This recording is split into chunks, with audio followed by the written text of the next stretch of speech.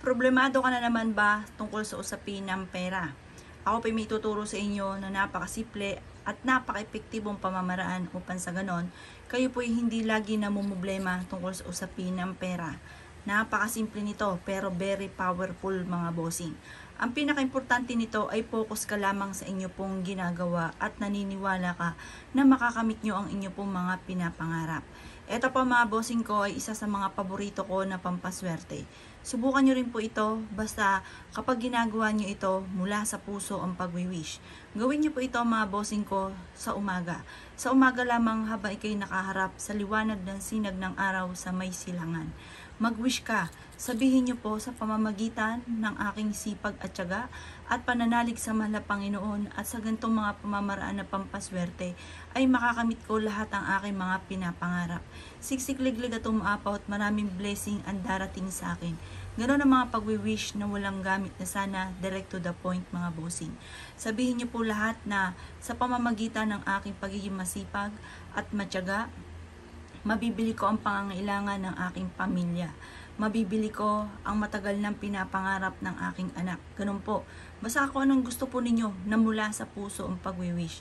Lalaki ang benta ng aking negosyo sa araw-araw. Makakamit ko na makapunta sa ganitong lugar.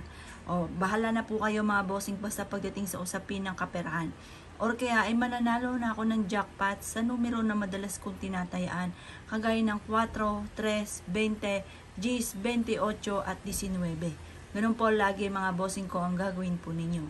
At sabihin nyo po dito, mas magiging magaan ang daloy ng swerte sa akin. Aagos na parang tubig ang kaperahan sa akin. Ganun po mga bossing. Basta mag-wish ka na ng mula sa inyo pong puso. At pahapyawan nyo na rin po ito na kayo ay maligtas saan man po paroroon.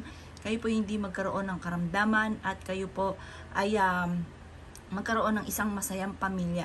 Ganoon ang mga pagwi-wish na walang gamit na sana, direct to the point mga bossing. Basta't pa ikay nag-wish mga bossing ko, maniwala ka na makakamit nyo inyong mga pinapangarap.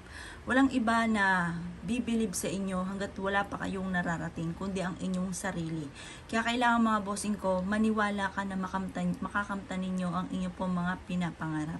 Ngayon po mga bossing, kapag ikay naging positibo sa buhay, ay mas magiging magaan ang daloy ng swerte. Mapapasin ninyo na iaadya ka lagi kung saan lagi ikay suswertihin. At kahit anong mga pagsubok na dumarating ay kayang-kayang solusyonan or may mga dumarating na solusyon sa mga problema nyong pinagdadaanan. Ganun lang po yan mga bossing ko, mapapasin ninyo na lagi kang iaadya kung saan lagi ikaw ay suswertihin. Basta lagi niyong tatandaan, huwag aasa sa swerte. Numero 1, sipag at tiyaga para makamit ang tagumpay sa buhay. Kung isa ka sa maraming mga pangarap at nais po itong gawin, huwag ka na magpatumpik-tumpik pa. Gawin niyo na po ito kung kailan niyo ito mapapanood.